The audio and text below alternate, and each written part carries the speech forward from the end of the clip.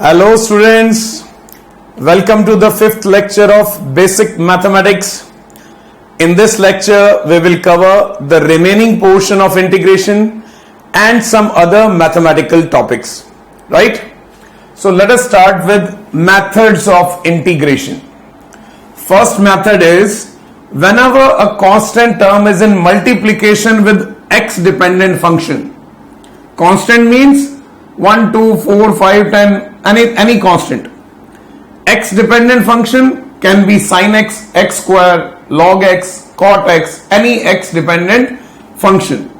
Then method says that constant will remain in multiplication and it will come out from the integration, right? So you have to write constant in multiplication outside the integration, right? Let us see one example. 5x square. 5 is a constant and this is x dependent term, right? So we have to integrate x square only. 5 is a constant, so 5 will come outside, right? And x square integration is x power n. What is the integration of x power n? It is x power n plus 1 divided by n plus 1. This is the integration, right? So it is x power 2 plus 1 divided by 2 plus 1. 5 will remain in multiplication. So final answer is 5 by 3 x cube plus c. Plus c is a constant for indefinite integration, right? Let us see the second example. 2 by x dx. That means we are integrating 2 by x with respect to x. 2 is a constant, so it will come outside. 1 by x dx. 1 by x integration is log x. So our answer is 2 into log x plus c, right? Next, a cos x dx. That means we are integrating a cos x where a is constant. So if a is constant, a will come outside and it will remain in multiplication, right? So cos x integration will be sin x. So our answer is a into sin x plus c. Got it? Next, integration of 5 by 2 x cube dx. 5 by 2 is a constant, so it will come outside, right? And x power 3 shifted to the numerator to use this formula. So x power minus 3, use x power minus 3 plus 1 divided by minus 3 plus 1 plus c. So it become 5 divided by minus 4 x power minus 2. Final answer is minus 5 by 4 x square plus c. Got it? Let us see second method. In second method, two or more x dependent functions will be in addition or in subtraction. Like x square and sin x, they are in addition. There may be constant also, but all these functions will be in addition or in subtraction. Then how to solve this integration? You have to multiply this dx with this function, multiply this dx with this function and separate the integration, right? You have to do separate integration for f1x and separate integration for f2x, right? Let us take this example, x square plus sin x. So how to integrate this? There are two functions, multiply dx with both. So it becomes x square dx, sin x dx, right? Integrate both the functions individually. Here you have to integrate x square and here we have to integrate sin x. So x square is x power n. Formula is n plus 1 divided by n plus 1. X power n plus 1 means 2 plus 1 divided by 2 plus 1. So x cubed by 3. Sin x integration is minus cos x. Sin x integration is minus cos x plus c is the common constant of the complete integration. You don't have to write c1 and c2 integration constant. Just write a single constant c. That is the net constant of both the functions, right? Second, x square minus x plus 1. So here we have a constant also. What we have to do? We have to multiply dx with each of them. So x square dx minus x dx and only dx. 1 into dx is dx. Now integrate them. It becomes x cube by 3 by using x power n formula. 2 plus 1 divided by 2 plus 1.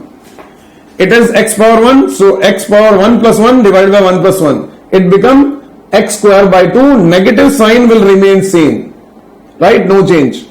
Dx integration, I told you in the last lecture, dx integration is x, or 1 dx integration is x, plus c is the net constant of all the three integrations. Right? Third example, 5x cube minus 3x plus 2. So here 5 is constant, that is in multiplication with x cube, so it will come outside. First method. So 5 will come outside and you have to integrate x cube. Minus 3 will come outside and you have to integrate x. 2 will come outside and you have to integrate 1 with respect to x. Now the integration of x cube is x power 4 divided by 4, x power n formula. 5 will remain in multiplication. Minus 3 will remain in multiplication. X power 1 is x power 1 plus 1 divided by 1 plus 1. It becomes x square by 2. 3 will remain in multiplication. 2 dx. Dx integration is x. So 2 into x plus c is the net constant of integration of all the three. Right? In next case, we are taking different symbols. Instead of x, I am taking r, variable r. So 1 by r cube minus 1 by r power 6. So shift these two in numerators. So r power minus 3 dr, r power minus 6 dr. Minus sign will remain same. Separate them and integrate individually. So r power minus 3 is r power minus 3 plus 1 minus 3 plus 1. R power minus 6. R power minus 6 plus 1 divided by minus 6 plus 1. Minus will remain same between the two. Right? This become r power minus 2 divided by minus 2. R power minus 5 divided by minus 5. So minus minus become plus. So our answer will be minus 1 by 2 r square plus 1 by 5 r power 5. Plus c is the net constant of indefinite integration. Right? Next problem, we have to integrate this function with respect to x. So this is e power x divided by 2. So 1 by 2 is a constant that is in multiplication with e power x. So 1 by 2 will come outside. Right? 2 is a constant that is in multiplication with x power 3. 2 will come outside. 10 is a constant, so it will come outside. Right? Now e power x integration is e power x, so it become e power x divided by 2. X power 3 integration is x power 4 divided by 4, x power n formula. 2 will remain in multiplication. 10 integration dx. Integration dx is x. Right? So it become 10x plus c is the net constant of the integration. Next. Now we are integrating with respect to t. Right? Function is dependent on t and we are integrating with respect to t. So 6 is a constant that will remain in multiplication. T power 5 integration is t power 5 plus 1 divided by 5 plus 1, that become t power 6 divided by 6. Right? Minus 10 will remain in multiplication. T power 3 integration will be t power 3 plus 1 divided by 3 plus 1, that become t power 4 divided by 4. Right? 5 into t power 1, 5 will remain in multiplication and t power 1 become t power 2 divided by 2. 6 dt. dt integration is t, 6 will remain in multiplication. Plus c, indefinite constant. Next, 2 divided by 2t plus 1. Here 2 is in multiplication, it will remain in multiplication. Right? And 1 upon ax plus b dx formula is log ax plus b divided by a. Instead of x we have t, so we have to use 1 upon ax plus b integration, and formula is log ax plus b divided by a, right, plus c. So here a is 2, b is 1, and the variable is t instead of x.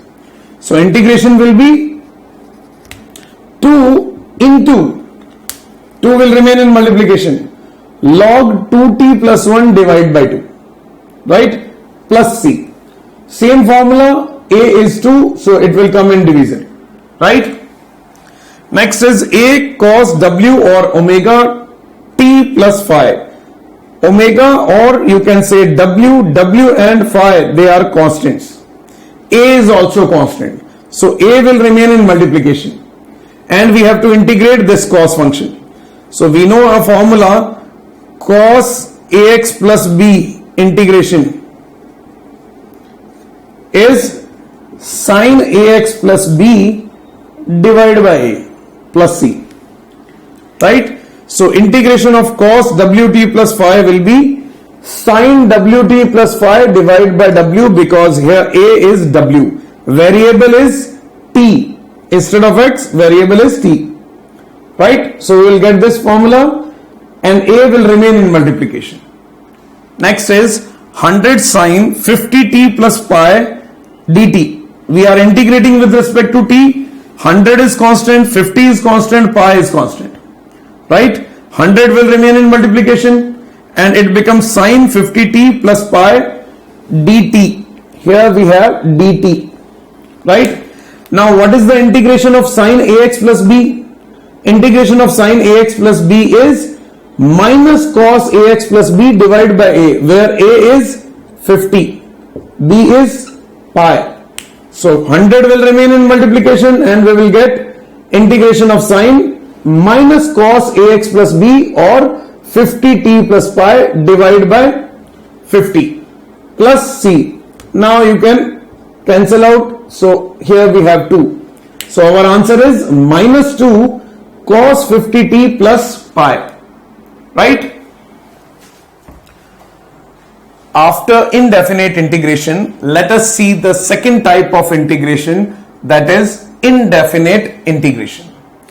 In indefinite integration, we always have an unknown constant c in the final result, right? But here the final result will be finite without any unknown constant. Why? Because here integration is done between two fixed limits. What is integration? Integration is addition. So we will add the quantities between some fixed limits. One is known as a lower limit and the other is known as higher limit. So we will integrate or we will add the quantities between the two limits. That is why we will get finite answer or definite answer. Let us understand this. This is fx, some x dependent function, and the integration of this fx with respect to x is capital Fx plus c for indefinite, right? Suppose this is cos x, then integration will be sin x plus c, right? In definite integration we will get two limits. Lower side is lower limit, x equal to a is lower limit. Higher side x equal to b, this is higher limit, right? So integration of fx with respect to x is capital Fx plus c. We will write the two limits here. Lower limit is x equal to a and higher limit is x equal to b. Now how to open this? First we have to put the higher limit. I will replace the value of x with b in the function. So put the value of x in the function. What is the higher value of x? It is b. Put that value in the function, right? So it will be fb plus c, because this is fx plus c, so replace x with b, so it become fb plus c, right? Minus sign. Then put the lower value in the same function. Put x equal to a in the fx function. So if you put x equal to a, you will get fa plus c. C is a constant and it will come in both the two functions. So as you can see, this c will cancel out, right? Because it is a constant, when you put higher limit minus when you put lower limit, in both the two cases C will come, and due to the subtraction sign this C will cancel out, right? So what is the final integration? Final integration is higher limit minus lower limit. So how to solve this? Put the value of higher limit in place of x minus put the value of lower limit in place of x. C will cancel out, so here we will not write C because ultimately C will cancel out here. Let us see one example. X square dx. So we are integrating x square with respect to x. Lower limit is 1, higher limit is 2, right? So let us integrate it with normal formulas. X power n formula is x power n plus 1 divided by n plus 1 plus C is for indefinite integration. I am showing you here constant C, but in next questions we will remove this C because C will cancel out ultimately, right? So it is x cube by 3 plus C. Now what is the step? Put the higher value in place of x.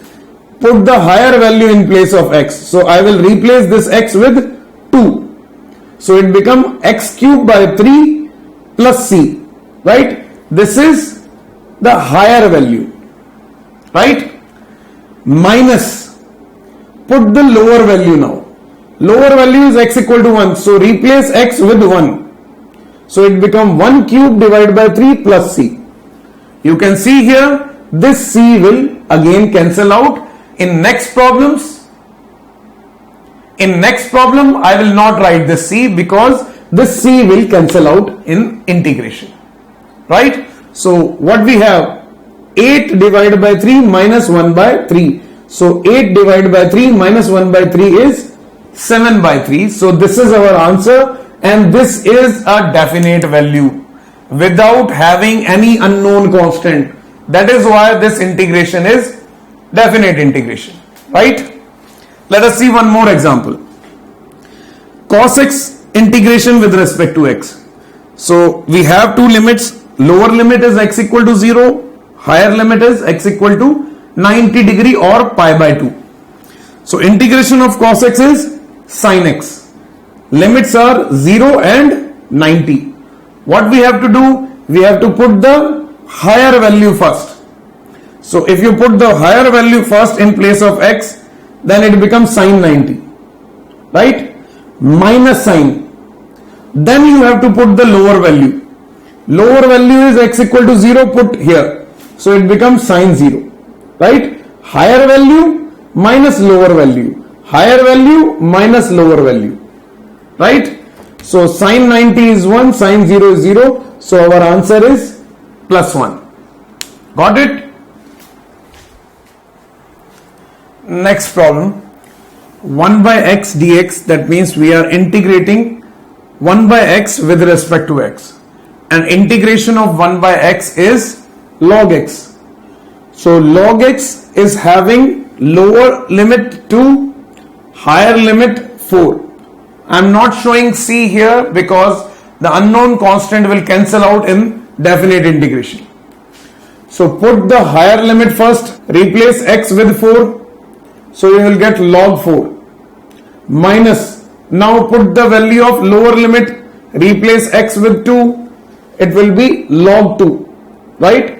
And log m minus log n is log m by n, covered in basic mathematics first lecture. So it is log m by n, log 4 by 2, that is log 2, right? Next example, x cube minus 2x plus 1 dx. We have to integrate this with respect to x. These are the two limits, lower and higher limit. So first integrate x power 3. Use x power n formula. So it become x power 3 plus 1 divided by 3 plus 1. So x 4 by 4. Minus 2 will remain in multiplication. X power 1. What is the integration? X power 2 divided by 2. So x power 2 divided by 2. Plus 1. So 1 dx, integration of 1 with respect to x, or integration dx will be x, right? Now we will put the higher value minus, then we will put the lower value. So higher value is x equal to 2, so replace x with 2. 2 power 4 by 4, this 2 and 2 will cancel out. So it become 2 power 2 when you put the value of x, plus 2, minus, then we have to replace x with 1. So 1 power 4 divided by 4 minus 1 power 2 plus 1. When you solve it, you will get 7 by 4, that is a fixed value. That is why this is definite integration. Integration of sin x with respect to x, 0 to pi. Limit is 0 to pi. Integration of sin is minus cos. Limit 0 and pi. Pi is 180 degree. First lecture, basic mathematics. So take this negative sign outside. Right now I will put the value of higher limit. So this negative is already outside. So cos pi means cos 180 degree. Minus, put the value of lower limit. This negative sign is already outside. Right? So put the higher limit cos pi, minus put the lower limit cos 0. Cos pi is minus 1. You have to check basic mathematics lecture number 1. Cos pi minus 1 and cos 0 is plus 1, so it become minus minus minus 2, and minus is already outside, so our final answer is plus 2. 1 by r square dr. Now the variable is r instead of x. Shift this to numerator.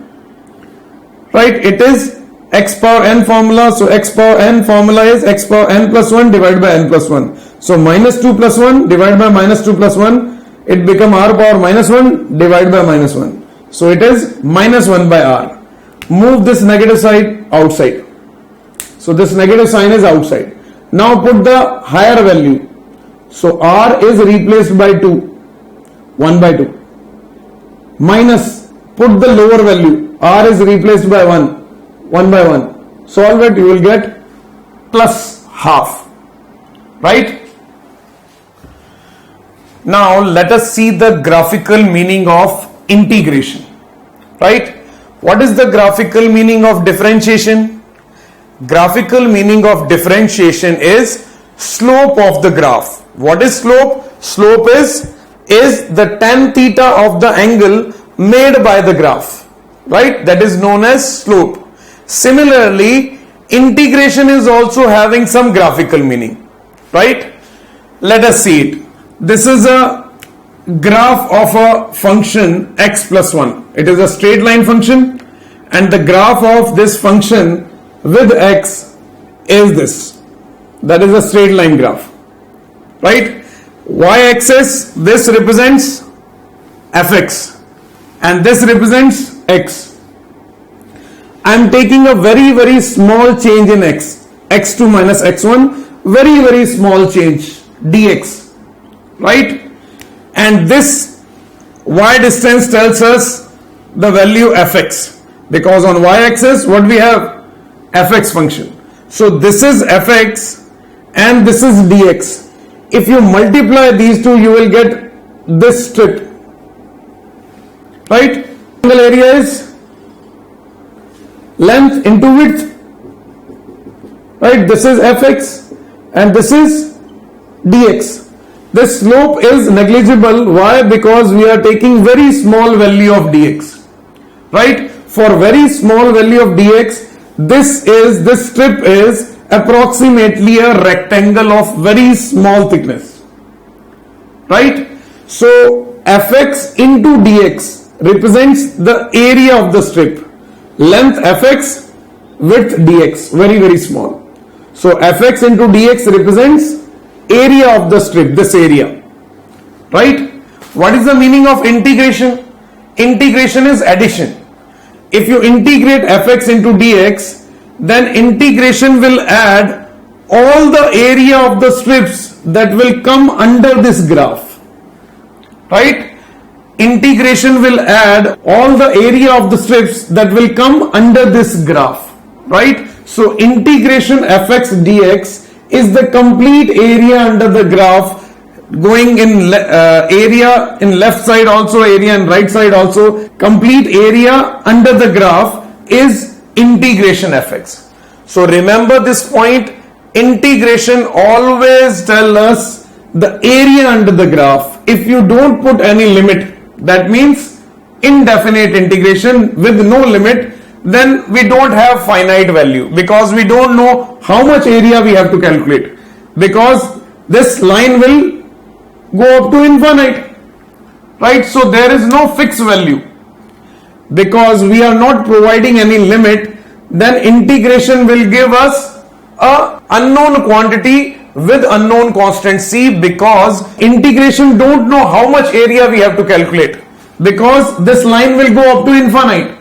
So we will get unknown quantity c in the final answer, right? So for indefinite integration, we will get unknown quantity because it will calculate complete area under the graph, because we don't have any limit, so there is no definite answer, right?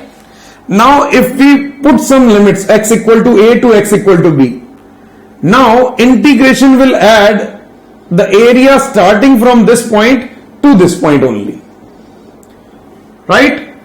Integration means area under the graph. If you provide some limits, that means now integration know from where to where we have to find out area, right? So integration will calculate area from x equal to a to x equal to b. This complete area is the value of integration. So in this case we will get a definite value, right? That is why it is known as definite integration. So one thing you have to remember in this point is that integration represents area under the graph. If you don't provide any limit, then you will get an unknown quantity c, right? If you provide some limits, then integration will add area from this point to this point, and we will get finite answer or definite value. Got my point? Let us see one example based on graphical method. We know this, that integration represents area under the graph, right? So this is a function fx. The graph of the function is given to you with respect to x.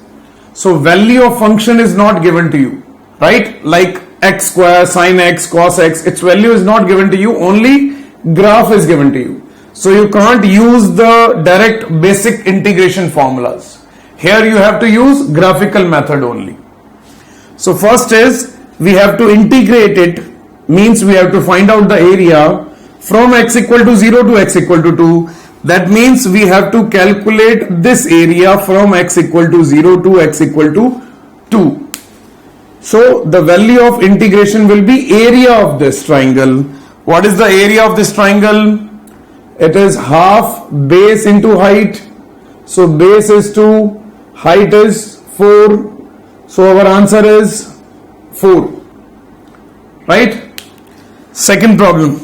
Integration of fx from x equal to 2 to x equal to 4 means x equal to 2 to x equal to 4. That means we have to calculate this area.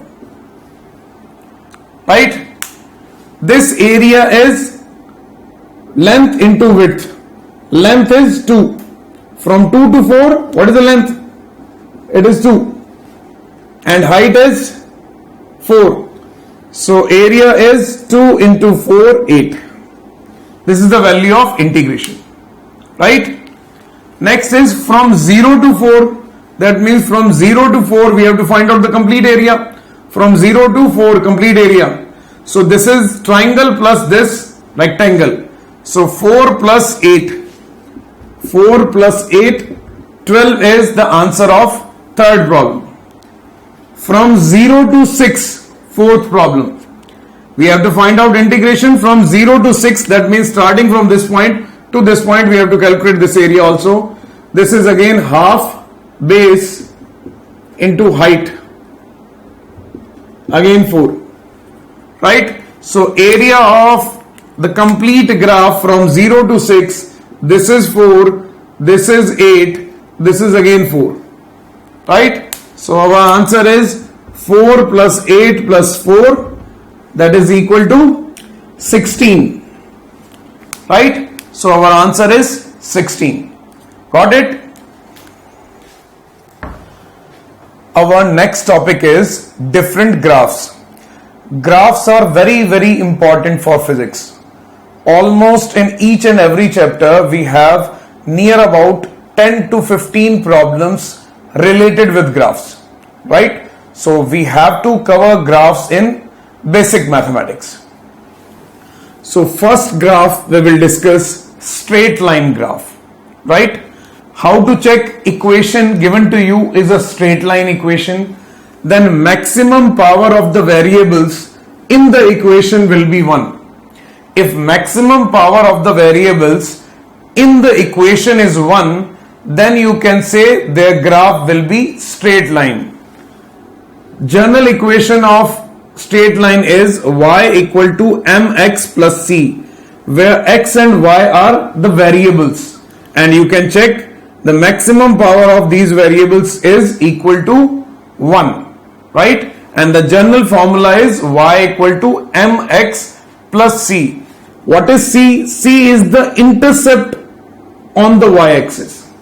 C is the point where line will intersect the y-axis, right? What is m? M is the slope or tan theta. Same slope is tan theta. We already covered this point in differentiation, right? Slope is tan theta. Theta is the angle made with the x-axis, right? If theta is less than 90 means first quadrant, then tan theta will be positive, tan theta or slope will be positive, right? If theta is more than 90, that means second quadrant, and in second quadrant sign is positive, tan will be negative. So value of slope when theta is more than 90 is negative, right? Now let us discuss the graph of straight line. First graph, I am taking both slope and intercept positive, right? Slope and intercept positive. So intercept positive, that means the line will intersect y-axis on the positive side. This is the positive side of y and this is the negative side of y-axis. So the line will intersect on the upper side and the angle will be less than 90, right? So this will be the straight line with less than 90 angle and intercept will be on y-axis positive side. So this is the graph of y equal to plus mx plus c. Both are positive. Slope is also positive and intercept is also positive, right? Let us see the second graph. In second graph, slope is negative. Negative slope means angle of the line with the x-axis is more than 90 degree. So slope negative and intercept positive. So this line will make positive slope because angle is less than 90. Now you have to increase it. This is 90. Now you have to increase it further. This is more than 90. So this angle is more than 90 and this is the line and this is the line having angle more than 90. So slope is negative. But you can see intercept is on the positive side. So positive intercept, negative slope. Equation will be y equal to minus mx plus c because slope is negative, theta is more than 90. Got it? Next case, when slope is positive, that means angle will be less than 90, but intercept is negative. Intercept negative means now the line will intersect on the y-axis on the negative side, right? So slope will be positive, that means angle should be less than 90, and here the intercept is positive. You can see here intercept is positive, but we have to make negative intercept, so the line will be in this way. This is the line crossing y-axis on the negative side, so C will be negative, and angle made by the line with the x-axis is less than 90, right? So this is a straight line with negative slope. So y equal to plus mx minus c. This is a straight line with negative intercept, positive slope. So equation of this line will be y equal to plus mx minus c, right? Let us see some other straight line graphs. Next is slope is negative, that means theta is more than 90, and intercept is also negative, that means both slope and intercept both are negative. Slope negative means we have to make angle more than 90, right? And intercept negative means we have to intersect the line below the origin, right? So the graph of straight line will be in this form. Angle is more than 90 with x-axis and intercept is negative. So equation will be y equal to minus mx minus c, right? Now y equal to c or y equal to minus c. This is also a straight line. You can check maximum power of the variable is 1. But here x is not present. So these type of graphs will be parallel to x-axis when y is equal to plus minus constant. So here y equal to constant means intercept is positive but slope here is 0. So m here is equal to 0. If slope is 0, then x term will not present in the equation, right? Then y equal to c will be the equation. So if slope is 0, slope 0 means theta is 0. Theta 0 means it will be parallel to the x-axis, right? Parallel to the x-axis, then theta angle will be 0. And here intercept is positive, so it will be parallel to x-axis on the positive y side. Here it is negative, intercept is negative. If intercept is negative, then again parallel to x-axis, slope will be 0 but on the negative y side, right? So these two also represents straight line equations, right, with positive intercept and with negative intercept, and these lines are parallel to x-axis, right? Let us see the next one. X equal to plus constant or x equal to minus constant. So if x equal to plus minus constant is the equation, then it is parallel to y-axis because the value of x will remain equal to a. Whatever the value of y, x is always a. So this type of equation will be parallel to y-axis. For any value of y, x is always a. You can check for any value of y, x is always equal to a. So it will be straight line and it is parallel to y-axis. If we check x equal to minus a, right, then x value will be always minus a. Whether y is 1, whether y is 2 or 3, x always remain equal to minus a. So this is also a straight line parallel to y-axis but on the negative side of x, right? So y equal to plus minus constant or x equal to plus minus constant, all these are straight lines, right? Now let us see two examples from physics related with straight line. First example is very common equation v equal to u plus at, where v is the final velocity, u is the initial velocity, that is constant, a is acceleration and t is the time, right? V equal to u plus at, and we have to draw graph between v and t, velocity and time, right, where u and a are constant. So let us check the equation. V equal to u plus at, v we will show on y-axis, so v is represented on y-axis, time is represented on x-axis, so time is represented on x-axis. If we compare the powers, the maximum power of the variables is equal to 1. So it is a straight line equation where v is representing y and t is representing x. So this equation is exactly similar to y equal to plus mx plus c. Positive slope, positive intercept.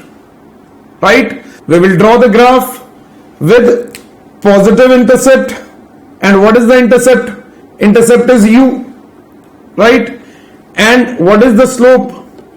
Tan theta or slope will be equal to acceleration. Right? But here we will not show the negative time, because negative time is not possible. We will start the graph from this point, that initial velocity is u, and with time velocity is increasing in straight line.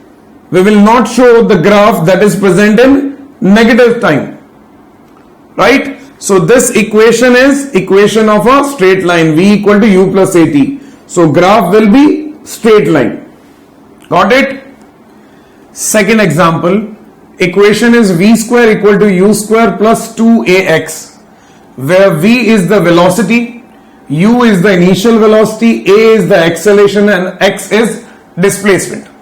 Right? So v square equal to u square plus 2ax. If we draw graph between v and x, then power will be 2, x power is 1. So it is not a straight line. Again, if we draw graph between v and x, here v power 2 is there. So this graph is not a straight line. But here we want to draw graph between v square and x. That means on y-axis we will write v square, not v. So v square is replaced by y. Right? And x is replaced by x. Both are having power 1.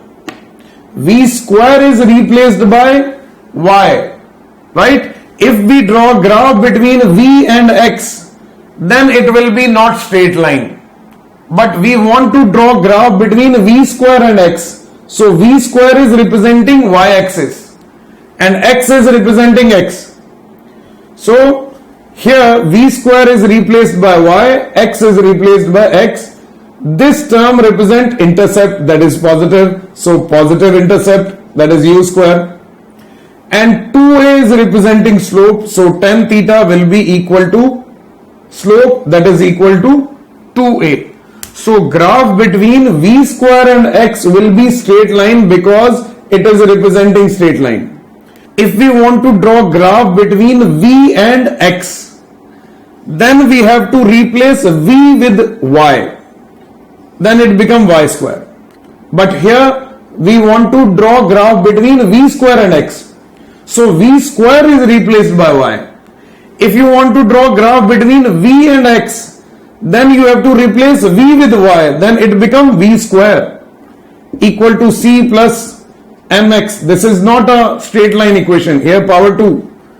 Right? So graph between v square and x is straight line, but graph between v and x is not straight line. It will be parabola. Our next point. Right? Now second type of graph, parabolic graph or parabola. Power of one variable will be 2 and power of other variable will be 1. So here one variable will have power 2 and other variable will have power 1. For example, y square equal to plus or minus x. It represents parabola. X square proportional to plus y or minus y. This is also representing parabola. As you can see, one variable is having power 2, other variable is having power 1. Here x is having power 2 and y is having power 1. Right? How to draw these parabolas? We have to remember one thing, that we have to place a bowl. This is a bowl. Right? We have to place a bowl on the axis which is having square. So this y-axis is having square. Right? So we have to place a bowl on y-axis. If it is y square directly proportional to plus x, then place the bowl on the positive x-axis. Right? If it is y square equal to minus x, then place this bowl on negative side of x. Right? We have to place a bowl. This is a bowl. And we have to place this bowl on the axis which is having square, y square. So we will place the bowl on this axis. Right? If it is y square directly proportional to plus x, that means we have to place bowl on the positive side of x. Right? If it is y square minus x, then we have to place it in the negative side of x. Right? Second type of parabola. Here x square is directly proportional to plus y or minus y. So here x-axis is having square. We have to place the parabola on x-axis because here x-axis is having square. Right? So we will place the parabola on x-axis. If it is x square directly proportional to plus y, that means we will place the parabola on positive y-axis. Right? We have to place the parabola on the positive side of the y. If it is x square directly proportional to minus y, means we have to place the parabola on the negative side of y. Right? So remember one thing, we have to place a bowl here. Bowl means parabola. If it is y square, then we will place the parabola on the y-axis. Plus x, that means positive side of x. Directly proportional to minus x, that means negative side of x. X square directly proportional to plus y, that means we have to place the parabola on x-axis. Plus y means positive x, positive y-axis. Minus y means on the negative side. Right? Let us see two examples of parabola from physics. V square equal to u square plus 2as. V is the final velocity, u is the initial velocity. I am taking it as 0 starting from rest. A is acceleration, s is displacement. And we have to draw a graph between V and S. We have to represent V on y-axis and displacement on x-axis. Right? So our equation is when u equal to 0 is V square equal to 2as. V we have to represent on y-axis. So V is replaced by y. V square will be equal to y square. S we have to represent on x-axis. So S is replaced by x. From this equation we will get y square directly proportional to x. That is a parabolic graph. Right? And here square is of y-axis. V square. That means we will place parabola or bowl on this axis. Because it is positive s, so we will draw the parabola on the positive side. Right? So this is the graph of V and S with relation V square equal to 2as. Right? Here the lower portion is represented with dotted line. Why? Because at displacement 10 meter there will be two values of velocities. That is not possible for a particle having two velocities at the same displacement. Right? So lower part is represented by dotted line. The main graph is this one. Right? Second example. S equal to ut plus half at square, where s is displacement, u is the initial velocity. Again I am taking it as 0 starting from rest. T is the time, a is the acceleration. We have to draw a graph between displacement and time. So s is equal to half at square when u is 0.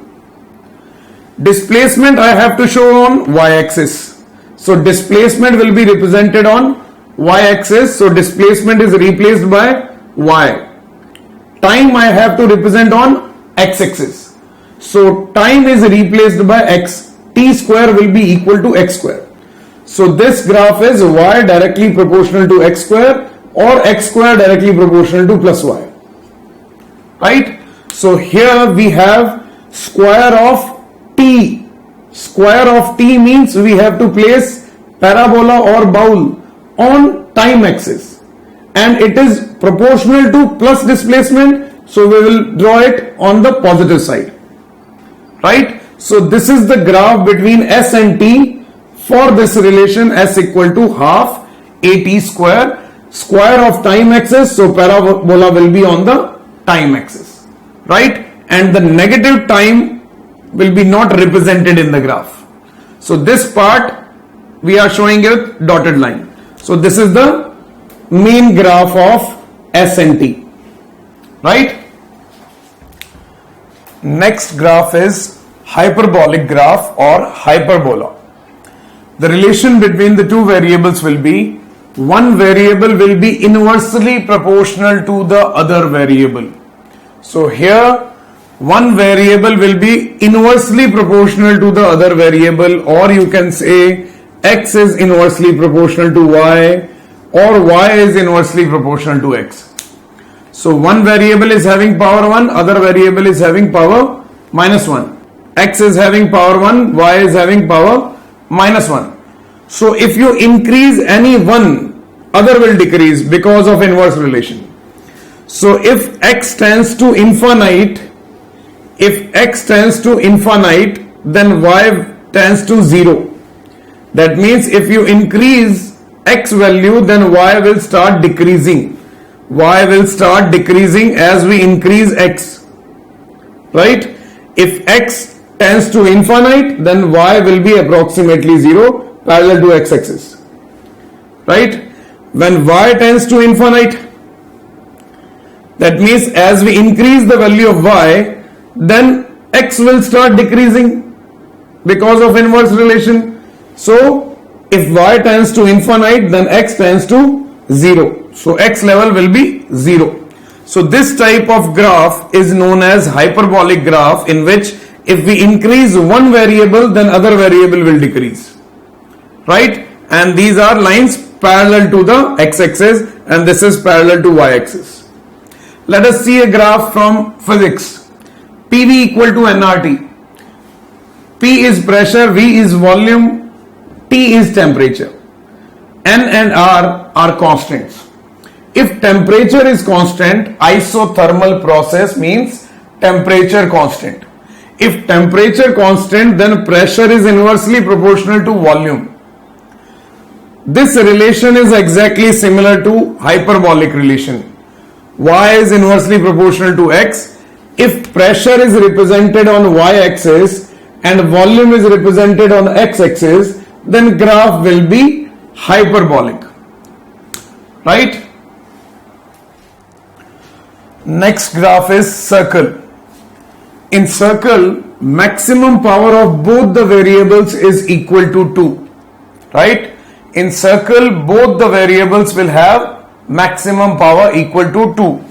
The standard equation of the circle is x square plus y square is equal to r square, where r is the radius of the circle and center is at 0, 0. That means origin.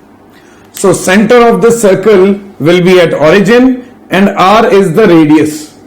This is the graph of the circle with center 0, 0. Right? From physics, let us take one example.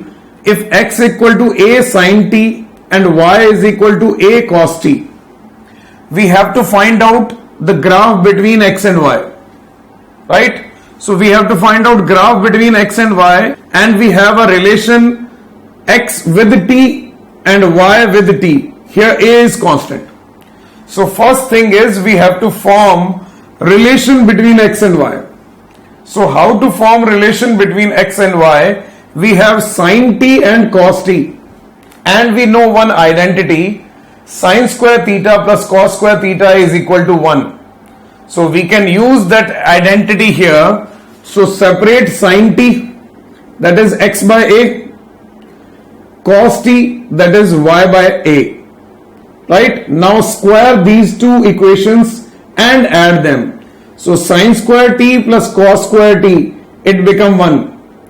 Left hand side we will get x square by a square plus y square by a square.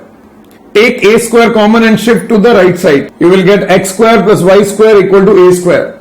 That is the standard equation of circle having center at origin. 0, 0 is the center and radius is a.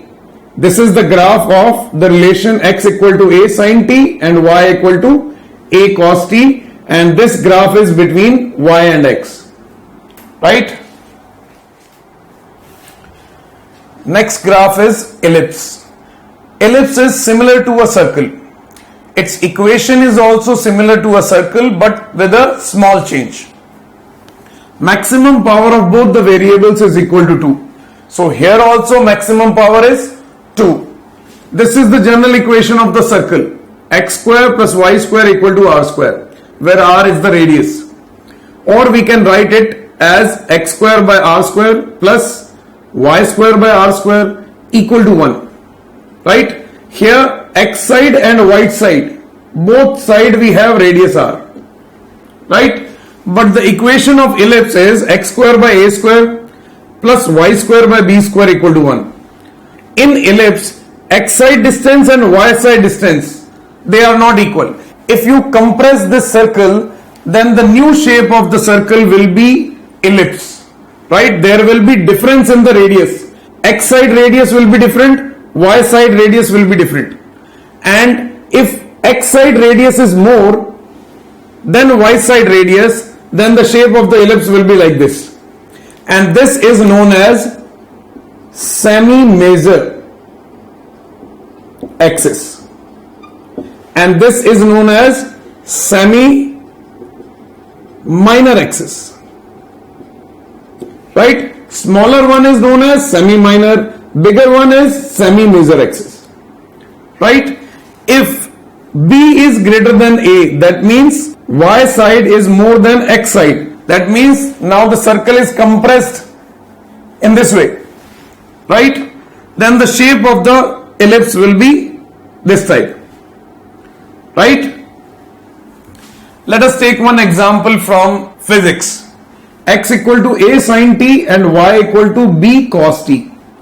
Again we have to draw graph between y and x.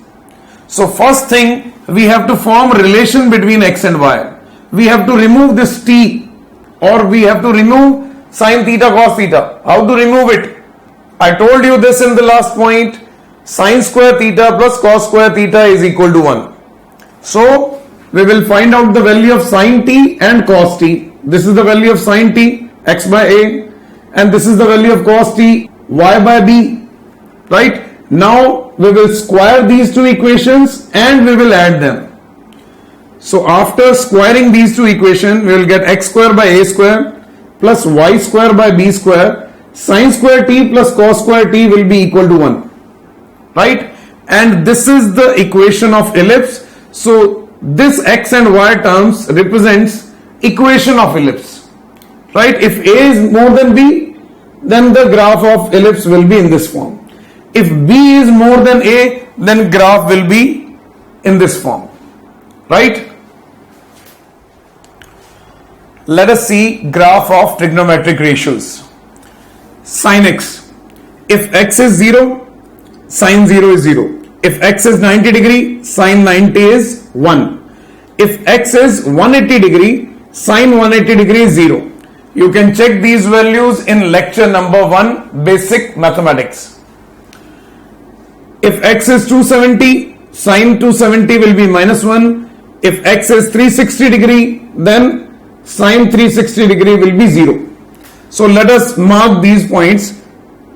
X equal to 0, sin is also 0. X equal to 90 degrees, sin value is 1.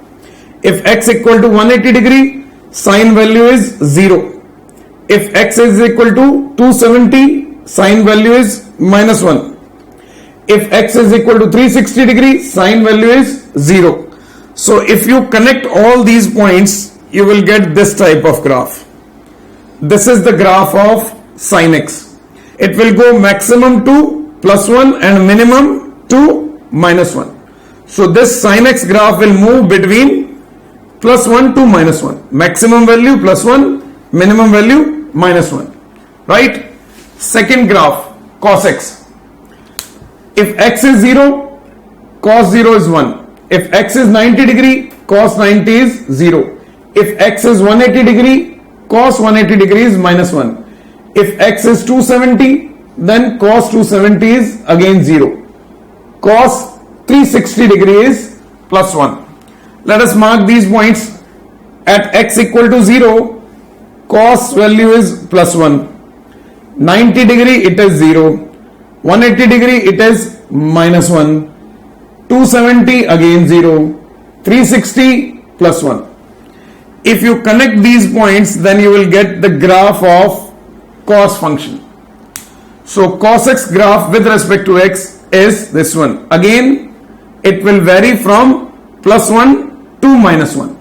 There is a small difference between them. Otherwise, the graph is similar. This graph will start from plus 1 and this graph will start from 0. Both the graphs will vary between plus 1 and minus 1. Maximum value for these two graphs plus 1. Minimum value minus 1. Got it?